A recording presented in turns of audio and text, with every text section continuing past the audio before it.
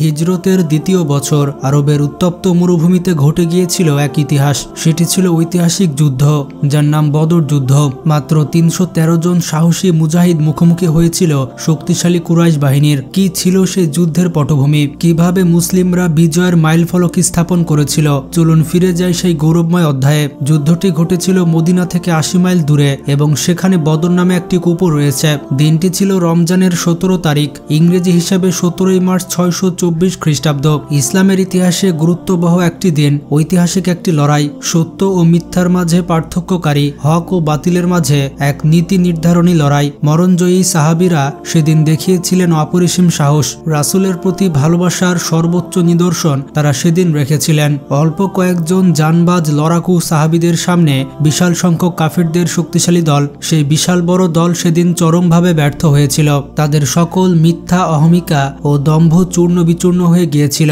মুসলিম বাহিনীকে সাহায্য করার জন্য আসমান থেকে নেমে এসেছিল খোদ ফেরেশতারাও। পবিত্র কুরআনে এই দিনটিকে ইয়ামুল ফুরকান বলা হয়েছে। এই অসাধারণ যুদ্ধের কাহিনী আপনার গায়ের লোম খাড়া করে দিবে। ইসলামের ওপর কুরাইশদের উপর্যুপরি নির্যাতন ও বাড়াবাড়ির ফলে মুসলিম ও কুরাইশদের মাঝে যুদ্ধ অবশ্যম্ভাবী হয়ে পড়ে। এই উদ্দেশ্যে দ্বিতীয় হিজরির ১২ই রমজান ৩১৩ সাহাবী সঙ্গে নিয়ে যুদ্ধ করার জন্য প্রস্তুতি নেন। এদিকে কুরাইশরা মোট ১০০০-এরও বেশি সুসজ্জিত সৈন্য নিয়ে রওনা শুরু করে। তাদের কাছে ১০০ ঘোড়া ও ৬০০ লোহবর্ম ছিল, আর উটের সংখ্যা ছিল অগণিত। অপরপক্ষে মুসলিম বাহিনীর মাত্র ২টি ঘোড়া আর উট ছিল মাত্র ৭০টি, যা কাফেরদের তুলনায় নিতান্তই অল্প। কুরাইশরা বদর প্রান্তে পূর্বেই উপস্থিত হয়ে যুদ্ধ করার উপযোগী একটি জায়গা অবস্থান গ্রহণ করে। মুসলিম বাহিনী পৌঁছে গিয়ে এমন একটি জায়গা পেল যা কিছুটা বালুকাময়, সেখানে চলাফেরা করাও দুষ্কর। ঠিক সে সময় মহান আল্লাহর পক্ষ থেকে রহমতের বৃষ্টি বর্ষিত হয়, ফলে মরুবালু শক্ত হয়ে যায়। এর ফলে পানিরও ব্যবস্থা হয়ে গেল। অপরদিকে কাফেররা যেখানে ছিল সেখানে বৃষ্টির ফলে কাদাময় হয়ে যায়, আর সেখানে তাদের জন্য চলাফেরা করা কষ্টকর হয়ে যায়। তাদের দুর্ভোগ ও দুরবস্থার সীমা রইল না। যুদ্ধে প্রস্তুতি সম্পূর্ণ হয়ে গেলে সিপাহ সালারের দায়িত্ব নেন স্বয়ং মুহাম্মদ রাসূলুল্লাহ সাল্লাল্লাহু আলাইহি সাল্লাম। এই সময় তিনি তার প্রজ্ঞাপূর্ণ চিন্তা ও নেতাসুলভ যোগ্যতার ফলে মুসলিমদের কাতারবন্দি ও সুশৃঙ্খল ব্যবস্থাপনা, বিপদ ও হঠাৎ হামলা রোধের কৌশল, শত্রুর সামরিক শক্তি, তাদের সৈন্য সংখ্যা, ছাউনি ও বিভিন্ন প্লাটুনের অবস্থানের সঠিক পরিমাপ, এগুলোর মাধ্যমে তার অস্বাভাবিক সামরিক মেধার পরিচয় মেলে। নবী সাল্লাল্লাহু আলাইহি ওয়াসাল্লামের যুদ্ধক্ষেত্রের সামনে একটি টিলার উপরে ছাউনি ফেলা হয়। এরপর তিনি ময়দানে যান এবং বিভিন্ন জায়গায় ইশারা করে বলতে থাকেন, ইনশাল্লাহ এখানে অমুক মারা যাবে, এখানেই অমুকের পতন হবে, এই স্থানে অমুক নিহত হবে। যুদ্ধ থেমে গেলে সত্যি সত্যি রাসূল সাল্লাল্লাহু আলাইহি ওয়াসাল্লামের ভবিষ্যৎবাণী অনুযায়ী সেই সকল জায়গায় ওই ব্যক্তিদের পরাজয় ঘটে। যেসব জায়গা তিনি চিহ্নিত করেছিলেন তার আদৌ কোনো হেরফের হয়নি। সুবহানাল্লাহ। এরপর রাসূল সাল্লাল্লাহু আলাইহি ওয়াসাল্লাম মহান রবের দুয়ারে দোয়া করলেন, হে আল্লাহ, এই কুরাইশের লোকেরা আজ পুরো অহংকার নিয়ে গর্ব ভরে এসেছে। এরা তোমার সঙ্গে যুদ্ধ করতে চায় এবং তোমার রাসূলকে মিথ্যা সাব্যস্ত করেছে। রাসূল সাল্লাল্লাহু আলাইহি ওয়াসাল্লাম এক হৃদয়স্পর্শী দোয়া করেন মহান রবের নিকটে। তিনি কান্নাকাটি করে বলেন, হে আল্লাহ, যদি তুমি এই ক্ষুদ্র জামায়াতটিকে ধ্বংস করে দাও তাহলে দুনিয়ার বুকে তোমার ইবাদত করবার কেউ থাকবে না। তিনি এ সময় খুবই ব্যাকুল হয়ে পড়েন। তিনি আরো দোয়া করেন, হে আল্লাহ, তুমি আমাকে যে প্রতিশ্রুতি দিয়েছ তা পূর্ণ করো। হে আল্লাহ, আমি তোমার সাহায্য চাই, তোমার সাহায্য আমার প্রয়োজন। তিনি হাত উঠিয়ে মহান রবের নিকট দোয়া করছিলেন, এমনকি তার পবিত্র কাঁধ থেকে চাদর গড়িয়ে পড়ে। আবু বকর রাদিয়াল্লাহু তাআলা আনহু তাকে সান্ত্বনা দেওয়ার জন্য এগিয়ে আসেন। রাসূল সাল্লাল্লাহু আলাইহি ওয়াসাল্লাম এত বেশি কান্নাকাটি ও বেকারার অবস্থায় ছিলেন যে সাহাবীরাও ব্যাকুল হয়ে উঠলেন। বদরের যুদ্ধ শুরু হয়ে গেল। দিনটি ছিল মুসলিমদের জন্য ফাতহু মুবিন বা নিশ্চিত বিজয়ের দিন, যা সকল প্রকার শক্তি, সামর্থ্য, অভিজ্ঞতাকে ভুল প্রমাণ করে একদল নিঃস্ব সাহাবীদের পক্ষে বিজয় এসেছিল।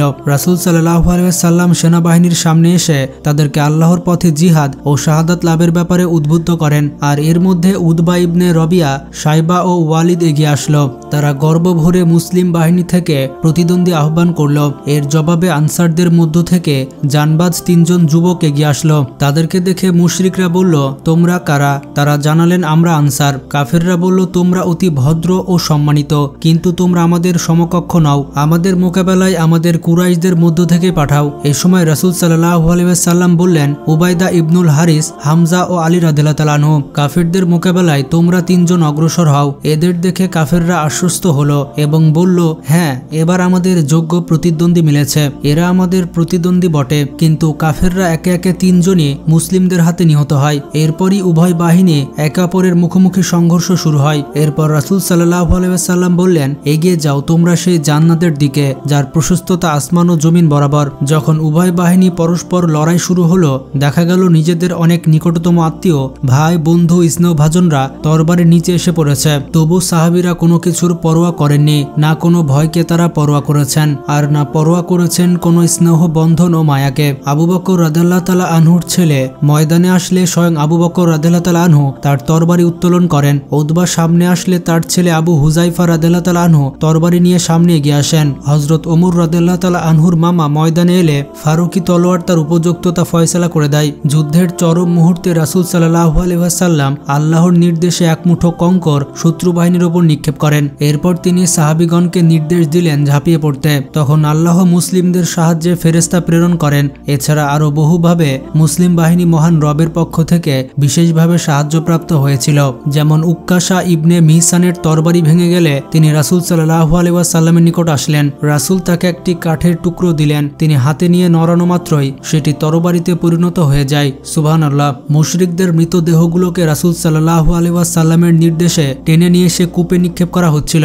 যখন এভাবে উতবা ইবনে রবিয়াকে টেনে আনা হলো, তখন রাসূল সাল্লাল্লাহু আলাইহি ওয়াসাল্লাম আবু হুযায়ফা ইবনে উতবার দিকে তাকালেন এবং তার চেহারায় দুঃখ দেখে বললেন, হে আবু হুযায়ফা, তোমার পিতার অবস্থা দেখে তোমার অন্তরে কষ্ট অনুভব হচ্ছে। উত্তরে তিনি বললেন, আল্লাহর শপথ, হে আল্লাহর রাসূল, তার নিহত হওয়ার ব্যাপারে আমার মনে কোনো সহানুভূতি জাগেনি, বরং আমি জানতাম তিনি বিবেকবান ও দূরদর্শী লোক। আমি ভাবতাম তার এই গুণগুলো তাকে ইসলাম পর্যন্ত পৌঁছে দেবে, কিন্তু তার পরিণাম দেখে আমার মনে দুঃখ জেগেছে। এই কথা শুনে রাসূল সাল্লাল্লাহু আলাইহি ওয়াসাল্লাম তার জন্য দোয়া করলেন। যুদ্ধে কুরাইশদের বড় বড় নেতা নিহত হলে তাদের মনোবল ভেঙে যায়, ফলে তারা দিশেহারা হয়ে পলায়ন করতে থাকে। মুসলিমগণ কুরাইশ কাফেরদের উল্টো ধাওয়া করে তাদেরকে কোণঠাসা করে ফেলে। কাফেরদের কেউ বন্দী হয়, কেউ নিহত হয়, কেউ চরমভাবে আহত হয়। মহান আল্লাহ ও তার রাসূলের বিপক্ষে অস্ত্র উত্তোলনের পরিণতি তারা হারে হারে অনুভব করে। বিশাল সংখ্যক সৈন্যদল ও সর্বোচ্চ প্রস্তুতি নিয়েও তারা গুটি কয়েক জানবাজ ইমানি চেতনায় উদ্দীপ্ত জানবাজ মুজাহিদদের নিকট পরাজয় বরণ করে।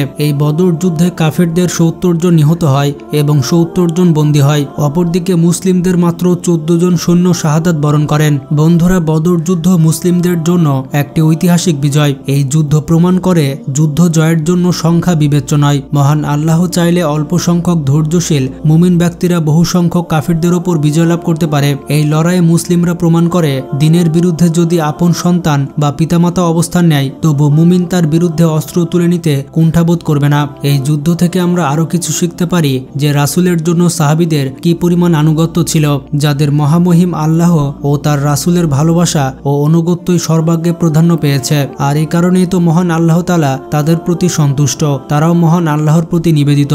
বন্ধুরা, আমরা ছোট করে জানলাম বদর যুদ্ধের কাহিনী। আপনারা যদি অন্য কোনো যুদ্ধের এক্সপ্লেনেশন চান তাহলে কমেন্ট করে জানাতে পারেন, সেগুলো বিস্তারিতভাবে আপনাদের সামনে তুলে ধরা হবে। ভিডিওটি ভালো লাগলে একটি লাইক দিতে পারেন এবং নতুন দর্শকেরা চ্যানেলটি সাবস্ক্রাইব করতে পারেন। ভিডিওটি শেয়ার করে সবাইকে জানিয়ে দিন। আল্লাহ হাফেজ।